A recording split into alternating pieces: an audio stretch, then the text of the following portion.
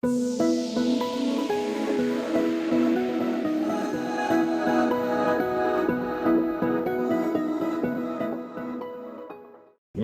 amigos que nos sintonicen a través de las redes sociales de Red Comarca. Esto es Itinerante. Hoy tenemos un programa sumamente especial. Vamos a hablar de varios temas que tienen que ver o que tienen descarga en la filosofía. Y para eso nos acompaña Nicolás Anet. Nicolás, muchas gracias por estar con nosotros. Gracias por la invitación, gracias para tu programa Itinerante y pues vamos a platicar. Me gustaría que de una vez hiciéramos el compromiso de tenerte aquí por lo menos cada 2 semanas, porque me parece muy interesante que estemos abordando estos temas de los que habitualmente no se habla desde esta perspectiva, y creo que a la gente que nos sintoniza, a la gente que nos ve, le va a parecer sumamente interesante. Gracias por eso. Yo agradecido que me proporciones un espacio para hablar de algo que nos gusta. Hacemos, a final del día todos hacemos lo que nos gusta y yo estoy haciendo lo que nos gusta. Nicolás, mi primera pregunta sería: ¿qué le está pasando al mexicano? Hace apenas unos días pasan en las noticias y vemos a través de cientos de videos en redes sociales la ejecución de 17 personas en un poblado de Jalisco, de Michoacán, donde los ponen en contra de la pared y les disparan. Nos indigna un par de días y después se habla de otro tema. Aparecen cabezas en Zacatecas, aparecen cuerpos en la plaza central de Zacatecas, aparecen colgados en los puentes y al día siguiente se nos olvida. ¿Qué está pasando con el mexicano que cada vez pierde más la capacidad de asombro o cada vez tiene menos capacidad de indignarse tan profundamente que generemos un cambio social? Bueno, pues la capacidad reflexiva que se tiene o la capacidad de introspección de analizar cada una de estas notas, pues la hemos dejado de lado. Digo la hemos dejado de lado primero porque se nos propone un trajín del día muy activo. La gente tiene poco tiempo para sí y más poco tiempo para reflexionar en muchos asuntos. La otra vertiente es que es mucha información. Vivimos como se pregona por ahí, vivimos en la época del conocimiento. Conocemos mucho y muy rápido y muy vertiginoso. Y son tanta la información que nos llega. Antes era mucho más fácil procesar, por ejemplo, el vecino golpeado, uh-huh, o el chisme de la tienda, porque esos eran 2 chismes. Uh-huh. Pero ahora que vemos la tele y nos llega la noticia de la guerra, nos llegan los golpeados, en fin, este es muy vertiginoso, esta información que nos llega, entonces no alcanzamos a procesarla. De hecho, yo creo que ni siquiera lo intentamos, uh-huh, porque es conveniente para nosotros vivir dentro de esta modorra. Es como una especie de alivio, ¿no? Si no me entero, no sé lo que pasa, entonces no ha pasado nada. Uh-huh. Hay una anécdota en filosofía que comentamos algunas veces. Dice: si se cayó un árbol en la Siberia en este momento y nadie se dio cuenta, se cayó el árbol. Entonces, eso es muy importante porque en teoría del conocimiento tiene muchas acepciones. Entonces, lo cierto es que el hecho, aunque suceda, ya no le damos la trascendencia ni la importancia. Pues yo creo vivir en esta época, ¿no? En la época del conocimiento. Yo pienso que así es. Así es. ¿Hay alguna manera o hay algún responsable de esta dinámica en la que vivimos? ¿Somos nosotros responsables o podríamos culpar a la televisión o a las redes sociales? ¿Quién es el culpable de que no podamos generar un cambio a partir de la indignación verdadera? ¿Es quizá la red social de nuestra preferencia una manera de desfogar esto que de pronto nos indigna y de pronto tuiteamos algo y ese tuit quizá nos descarga este sentimiento de opresión o este sentimiento de indignación y eso permite que no se genere un cambio? ¿Cuál sería la posibilidad de generar un cambio actual? Eso es muy interesante porque las redes sociales nos han dado la falsa seguridad del anonimato, o sea, del estar ocultos. Y de que tenemos voz. Y poder expresar todo lo que... Dice Humberto Eco que esta es la sociedad de los imbéciles, no son mis palabras, con capacidad de decir las imbecilidades que quieran, ¿no? Porque así se los han puesto los más media. En ese sentido yo creo que somos corresponsables. Hay una larga historia que no viene con los más media, sino que viene aparejada con la televisión, y el que en un momento dado sirvió de nodriza o de nana para ciertas generaciones, donde el entretenimiento se volvió como parte de el quehacer de las amas de casa, ¿no? O sea, yo pongo a mi niño en la televisión y luego los contenidos de la televisión, la verdad es que no son muy productivos, ni culturalmente, ni escolarizadamente, pero es que tampoco es su función. O sea, su función es entretener, y la función del productor es que se venda en el mercado. Eso es bien importante. Así es. O sea, hay quien produce los contenidos y hay quien vende los contenidos. Y a alguien le interesa más vender y obtener ganancia, y a alguien le interesa proponer una imagen.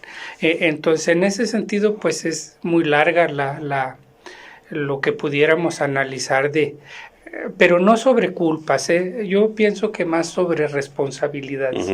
La palabra responsabilidad y la palabra respeto derivan precisamente de la misma raíz latina, de la misma raíz griega, y las dos aluden al hecho anterior, ¿sí?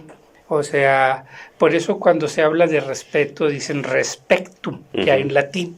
O sea, lo que sucedió nos da a la manera de inteligir en lo futuro lo que va a suceder. Ese es básicamente el respecto, ¿no?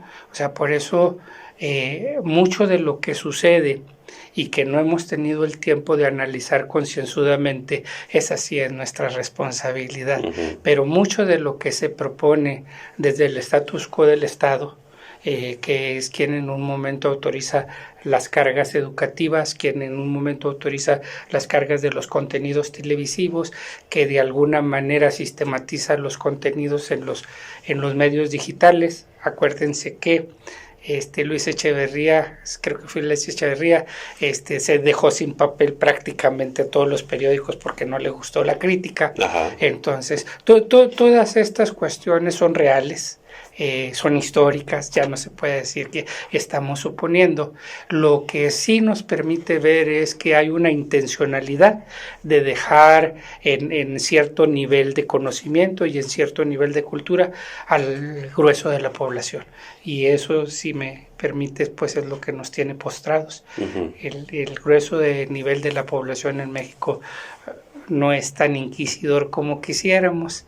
O sea, no es alguien que le interese, es alguien que subsiste con el día a día, que tiene muchos problemas en la cuestión económica, y que le interesa poco la cuestión política, y se desahoga con el fútbol, como muchos lo han dicho, y con 2 caguamas el fin de semana, así como dice el del PAN, ¿cómo se llama del Anaya. PAN? Anaya, ¿no? Ricardo Anaya. Sí. Entonces, es cultural, es cultural. Sí. ¿Tenemos salida ante este tema cultural, los mexicanos? ¿Perdón? Es decir, ¿tenemos algún tipo de salida, de vía de escape? Sí, Hoy, particularmente, desde la cúpula del gobierno, parece que estas situaciones que deberían ser indignantes se minimizan en todos los sentidos.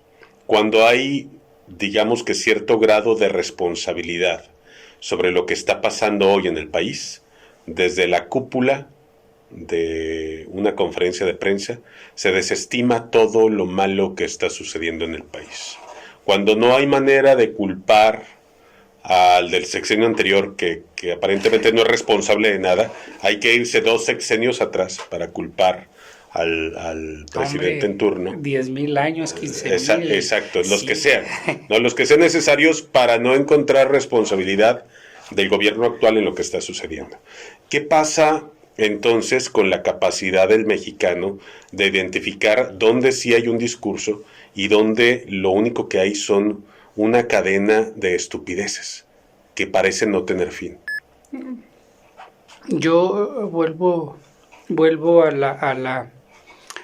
la pregunta de por qué somos así. O sea, y una de las primeras respuestas es que tenemos que clasificar al mexicano, y digo clasificar en el orden cultural y en el orden escolarizado, en muchas jerarquías, ¿no? Tenemos primero que nada, y esto es muy sabido, el nivel de escolarización en México es muy bajo. Todavía. Sí, es muy bajo. Estamos hablando, está muy maquillado. Parece que estuviéramos hablando de lo mismo de hace 80 años, ¿no?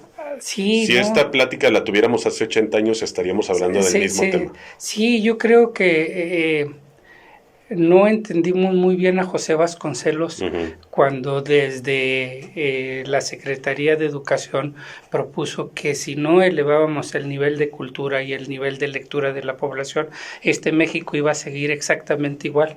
¿Y quién va a ser el valiente que lo eleve? ¿Para qué? Pues desgraciadamente cuando viene Justo Sierra después de José Vasconcelos, las cuestiones se minimizan y la estructura educativa cambia a una estructura de índole ideológico. Entonces ya no sirve para sacar a la población del marasmo en que se encontraba, de la incultura en que se encontraba y de la ignorancia que le pertenecía, sino que se aprovecha esa ignorancia, ese marasmo, ese estarse quieto, para conducirlo a través de un sistema de gobierno, un sistema ideológico. Entonces, la educación desde ese tiempo hasta nuestros días se convirtió en un sistema ideológico para formalizar la estructura del gobierno. Ahorita estamos en un proceso que es muy parecido a los primeros años del Partido Nacional Revolucionario, donde ahí viene el ataque frontal a todas las instituciones educativas para poner a la 4T como el salvoconducto de todos los problemas, no solo en México, en el mundo, porque nuestro Mesías así lo dice. Entonces, esta problemática que se viene nos va a atrasar lo mismo que cuando en la Secretaría de Educación se intentó a darle formalidad al estructuralismo en la educación y todos esos bandazos que cada sexenio se estaban promoviendo, que no servían más que para justificar la inoperancia del sistema educativo. Y digo que no servían para eso porque se maquillaban cifras y un cochinero. Entonces, ese cochinero es el que nos tiene aquí.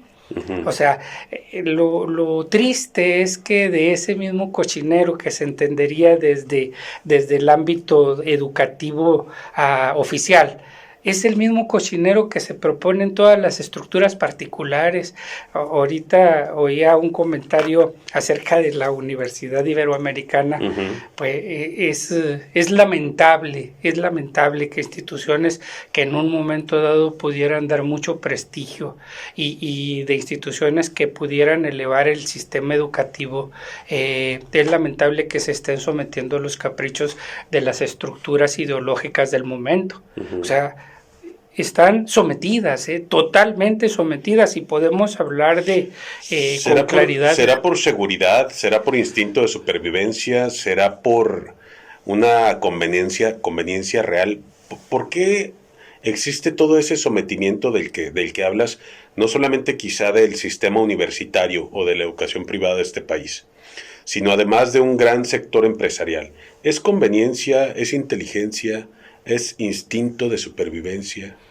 Porque aparentemente hoy todo lo que sea contrario a una corriente de pensamiento, si es que se le puede llamar una corriente de pensamiento o un pensamiento corriente, parece que todo eso contraviene a los intereses y entonces todo eso es enemigo en automático. Todo eso se convierte en lo que está después de esta línea de los que somos los buenos. ¿Será que la empresa, la academia y todos se están yendo un poco en banda, precisamente para sobrevivir. Porque dicen, bueno, es una cosa de 3 años. A lo mejor si nos metemos, si no nos enlodamos tanto, podemos salir bien librados y después, quién sabe. Yo analizando el comportamiento global, porque esto no es una propuesta únicamente aquí en México, sino que analizando el comportamiento global, todas las estructuras ideológicas que partieron desde la escuela de Frankfurt y que se enquistaron en Estados Unidos, aunado al pensamiento de Gramsci que elevó el intelectualismo a niveles de mediáticos, informativos, porque no hay mucho contenido, pero sí hay una explosión vertiginosa de información de los pocos contenidos que hay ahí. Se da en todo el mundo. Y parece ser que la ideología que nace desde la izquierda, precisamente con las modificaciones que se proponen desde el pensamiento de Gramsci, es muy bien aceptada en todo el mundo. Hay 2 cuestiones muy importantes después de la Segunda Guerra Mundial. Los ideólogos escolarizados o intelectuales de Europa se van a Estados Unidos y comienza un proceso que yo pudiera decir de depravación en cuanto a los contenidos, que es el que nos tiene postrados con esta cultura global, donde se proponen sin sentidos como es lo del aborto, la reducción de la natalidad, sin sentidos como es la desaparición formal de ciertas fronteras, sin sentidos como lo que le está sucediendo ahorita en este mismo momento a Europa, donde la población está por debajo del límite de crecimiento natural, que a la postre va a terminar con Europa. No se necesita una guerra para terminar con Europa, así como los rusos invadiendo Ucrania y todo el mundo preocupado porque va a terminar con Europa. Europa está condenada en los próximos 100 años a desaparecer y va a ser conquistada por los musulmanes.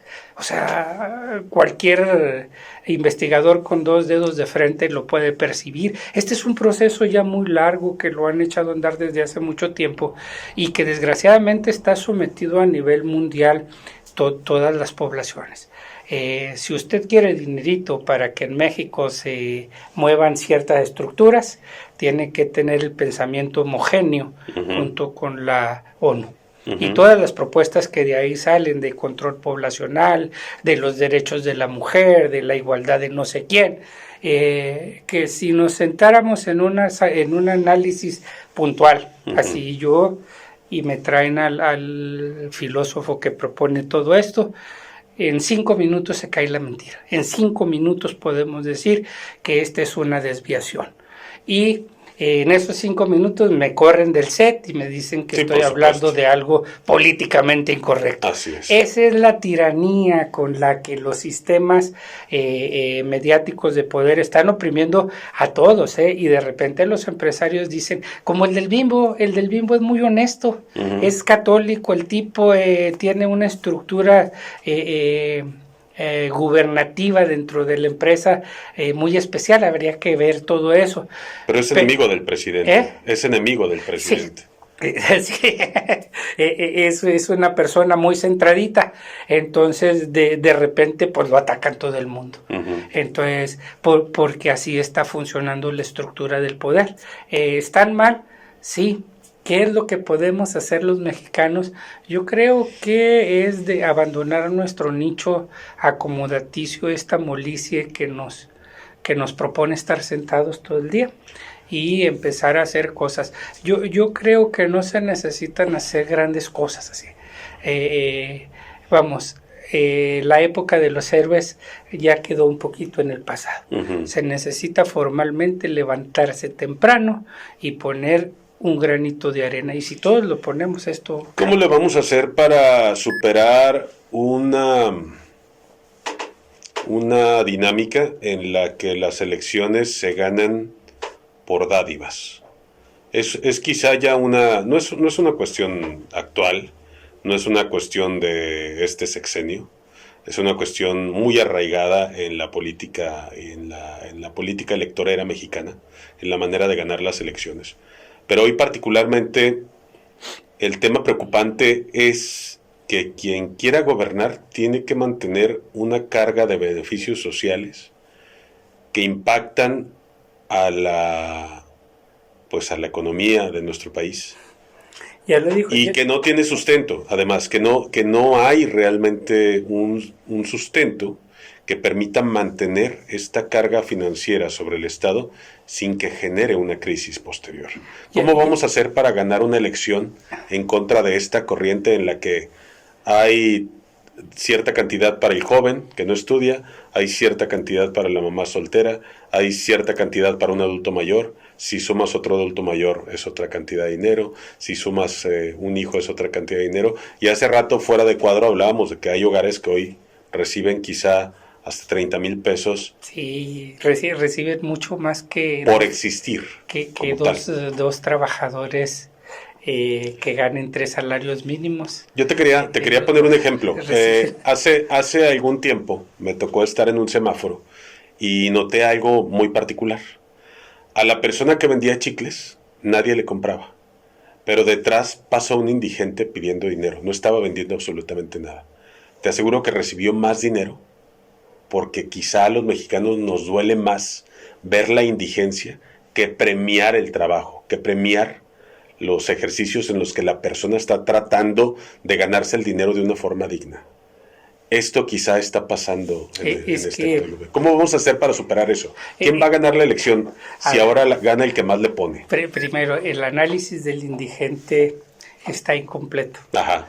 Él estaba vendiendo precisamente lástima. Okay. Y le va bien. Le va mejor, bien. Pero le va mejor vendiendo lástima. Sí, claro. Que vendiendo chicles. No, pero es que eso tiene precisamente relación con lo que está pasando con el gobierno. Uh-huh. O sea, hay muchas estructuras, si bien que no han sido favorecidas durante mucho tiempo, que ahorita están vendiendo lástima y les va bien y les va mucho mejor que vender chicles. Uh-huh. Y les va mucho mejor que tener un empleo de 2 o 3 salarios mínimos. Sí. Entonces, la lástima sí paga bien, ¿verdad? Sobre todo cuando quien en un momento dado propone desde el amparo de representarse a sí mismo como un protector, uh-huh. Que el benefactor anónimo que le da el peso al indigente es exactamente el mismo benefactor que ya no es anónimo, que le da la dádiva a una familia X o a un estudiante X. Hay muchas cuestiones a analizar, fíjate, sería muy interesante un tema de estos, porque se está repartiendo menos dinero a los becados que en los sexenios anteriores, uh-huh. Pero hay una condicionante nueva. En los sexenios anteriores se les pedía un mínimo de asistencia, uh-huh. Y se les pedía un mínimo de promedio para que continuaran con la beca. Era un poquito más alta que la de ahora. Uh-huh.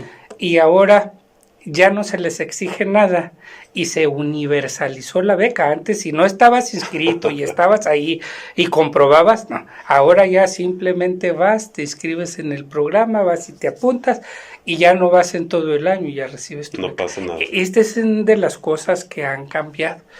No olvidemos que la pensión universal también de los adultos mayores que implementó Andrés Manuel, ya hay un programa que se llamó 70 y más con Calderón, con Fox, pero tenía también condicionantes.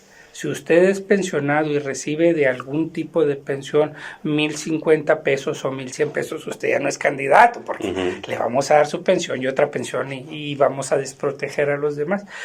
Con esto quiero decir que había sistemas que de alguna manera protegían el dinero para que llegara a los más vulnerables. Uh-huh. Ahorita todo es una campaña, ahorita el dinero se está repartiendo para proporcionar la cantidad de votos necesarios para la próxima elección.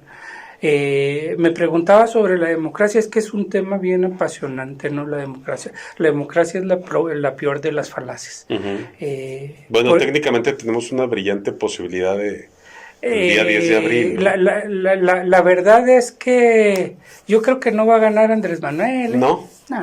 O sea, pero yo soy muy optimista. Oye, ¿y si pierde qué va a pasar? Lo mismo que si gana, ¿no? La verdad es absolutamente que nada. la ¿tú verdad crees es que el vaya? que gane, pobre del que gane porque se va a sacar la rifa del tigre. Ujú. Ya lo dijo el propio Andrés Manuel, ya no hay lana para repartirle a los adultos No, ya no mayores. hay. Ujú. El próximo año, y me estoy refiriendo ya en este año, 2023 o no 2022. va a haber la lana suficiente para repartir la lana que está repartiendo y Ujú. que se las va a dar en cachitos, como sea. En arroz, Ahí, híjole, es que estos temas son bien interesantes porque ujú. el mundo va para la pensión universal. Ok. China, Es hay más fácil generar, ¿eh? es más fácil generar que todos seamos pobres a generar No, es más que fácil generar que todos tengamos un nivel de riqueza estandarizado y que cumpliera con todos los parámetros de una, no un bienestar, porque un bienestar es un momento un momento estático en la realidad, no, un bien vivir. ujú. Porque puedes no estar bien en este momento, pero tienes la expectativa de estar mejor a los 10, 15, 20 segundos.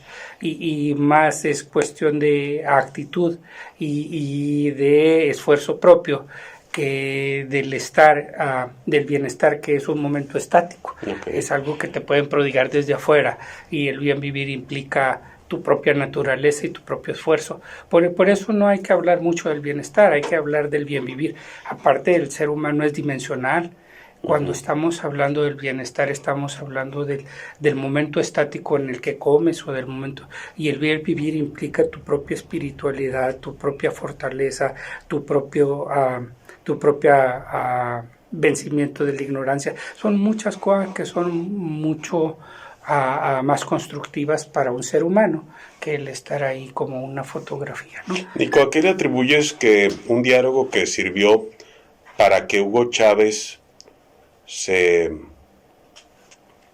se hiciera, digamos, un indispensable en la política y en el gobierno venezolano? ¿A qué atribuyes que ese diálogo en el que ya no se iba a medir el crecimiento económico, sino que se iba a medir la felicidad del pueblo venezolano? ¿A qué atribuyes que ese diálogo de Hugo Chávez, cuando decía que él ya no se debía a Hugo Chávez, que él se debía ya al pueblo de Venezuela? ¿A qué atribuyes que este mismo diálogo, trasladado casi 2 décadas después, no menos, 12 años después, al gobierno actual, al diálogo actual de campaña del presidente López Obrador, le funcione, siga funcionando? ¿Será que somos idiotas los mexicanos? ¿Será que sí de verdad somos idiotas? O sea, que a pesar de leerlo, de escucharlo, de haberlo escuchado, de poderlo comparar y ver no los símiles que son, porque son idénticos, es decir, es el mismo modelo, es la misma estructura, que ya en Venezuela nos dimos cuenta que no funcionó.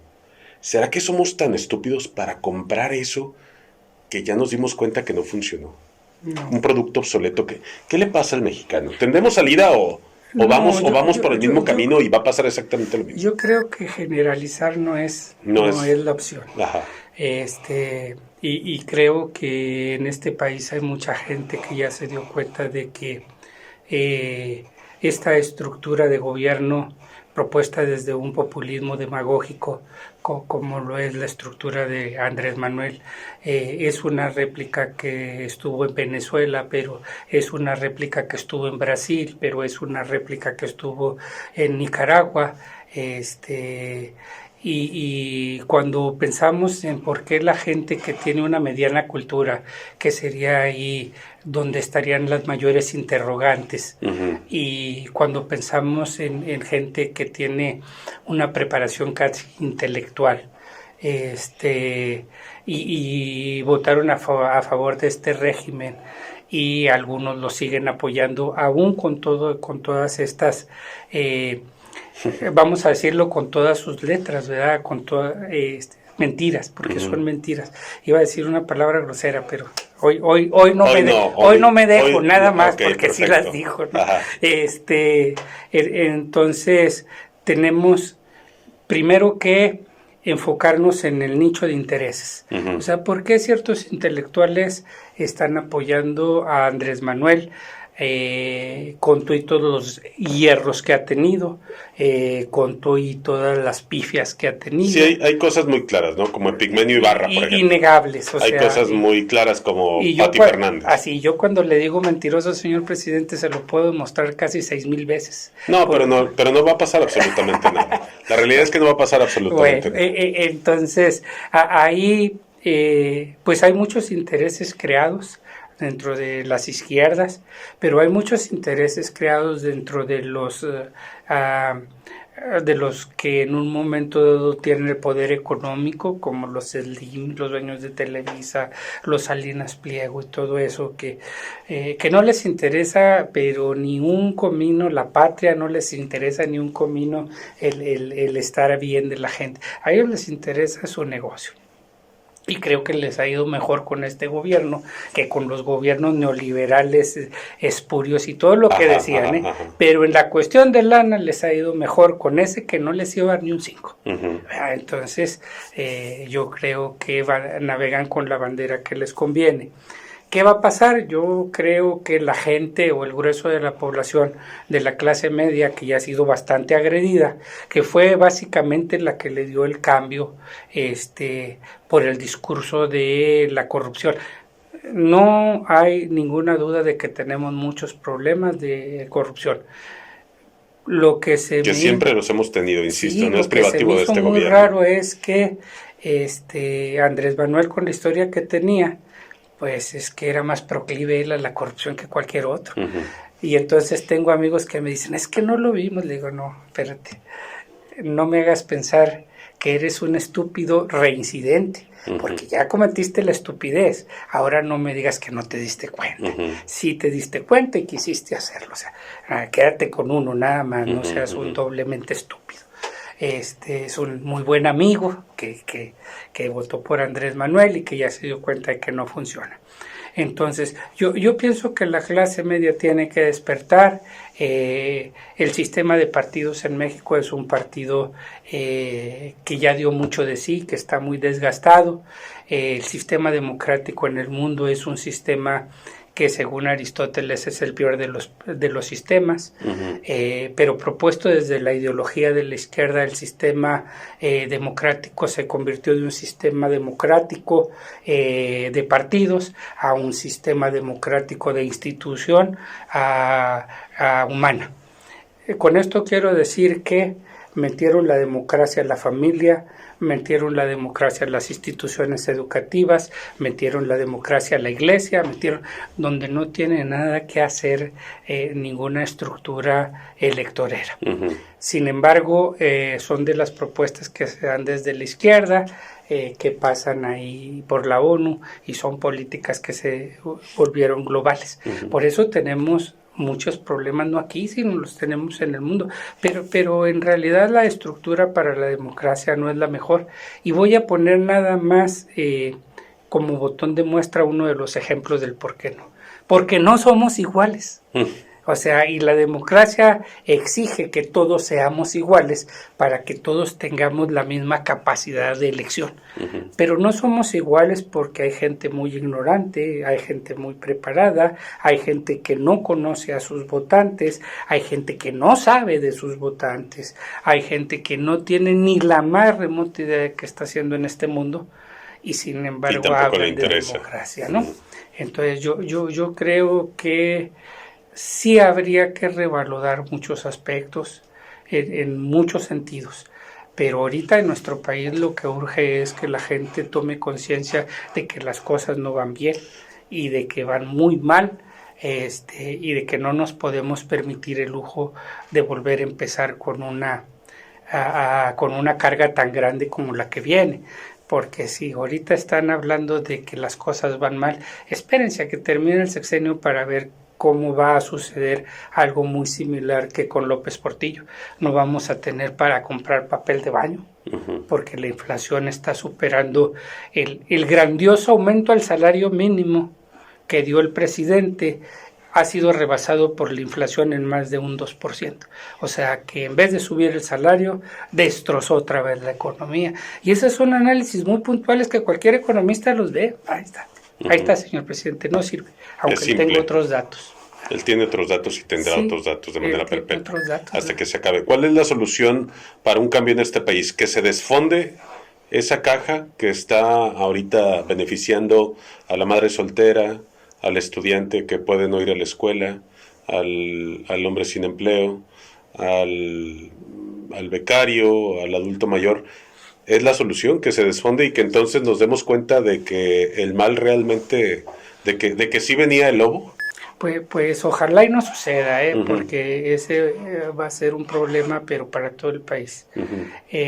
Yo creo que aún con todos los apoyos que se están generando para los adultos mayores y para los becarios, entre todo ese mundito de ayuda que se está generando, más o menos son 3 millones de votos.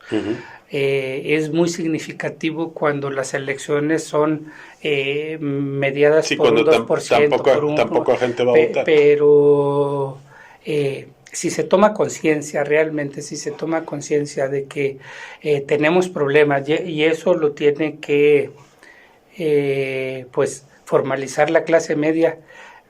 Ahorita, bueno, voy a hacer un comentario precisando esto. Ninguna revolución en ningún país del mundo ha empezado con la clase baja. Para que no vayan a decir, no, los pobres siempre han sido carne de cañón y van a seguir siendo carne de cañón. Y si tienen dudas, yo los invito a que vayan al Museo de Cuatro Ciénegas y luego se tomen unas 3 horitas y lean toda la documentación que hay ahí. Y luego que se vayan a Veracruz y luego vayan al museo en Veracruz para que vean quién realmente hizo la revolución en este país. Es maravilloso leer. Y luego les voy a decir otra cosa. En el 17, el país comunista que es Rusia, nosotros en el 10 ya éramos más socialistas que todo el mundo, que Europa, caray. Lean los documentos y no es cierto. Sí es cierto.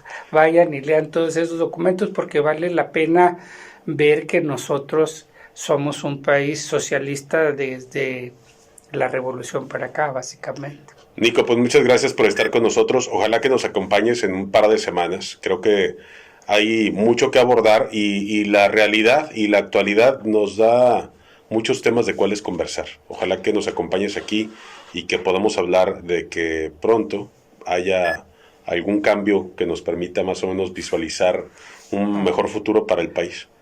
Yo te agradezco el espacio y les agradezco el tiempo. Y no me cabe la menor duda, las cosas van a tener que mejorar porque la verdad es que hay gente, si bien no tenemos esa capacidad universalizante para elaborar nuestro propio pensamiento, sí hay gente ya muchísimo más preocupada de las cuestiones en este país, o sea, más gente politizada que en un momento dado proponen el cambio. Y yo pienso que se va a dar un liderazgo lo suficientemente fuerte, aunque no salga de los partidos, a lo mejor sale de la iniciativa privada o a lo mejor sale de los nichos universitarios, que también hay gente muy valiosa y que pueda en un momento englobar toda esta inercia de frustración, porque ya es frustración contra el gobierno actual. Yo pienso que sí es posible y yo pienso que se va a dar. Dios lo quiere. Puede suceder y yo de pronto lo que no sé es cómo vaya a suceder, Nico. Antes de cerrar el programa te digo que cada vez que se tropieza sube en su popularidad y eso no lo entiendo. Yo a veces pienso, te hice la pregunta de si realmente somos idiotas los mexicanos. Y a veces no estoy tan convencido de que no lo somos. No. Te agradezco mucho que estés aquí. Abrazos, no balazos a todos ustedes, amigos. Gracias por sintonizarnos en este programa itinerante. Esto es Red Comarca. Compartan el contenido. Vamos a tener aquí a Nico muy seguido hablando precisamente de temas muy diversos que nos atañen a todos. Ojalá que puedan vernos escucharnos, compartirlo y debatirlo también. Ahí está, pueden poner comentarios abajo, por favor pónganlos, los vamos a contestar toditos. Gracias, Nico, otra vez. Gracias por estar con nosotros y gracias a ustedes por acompañarnos. Esto fue Itinerante.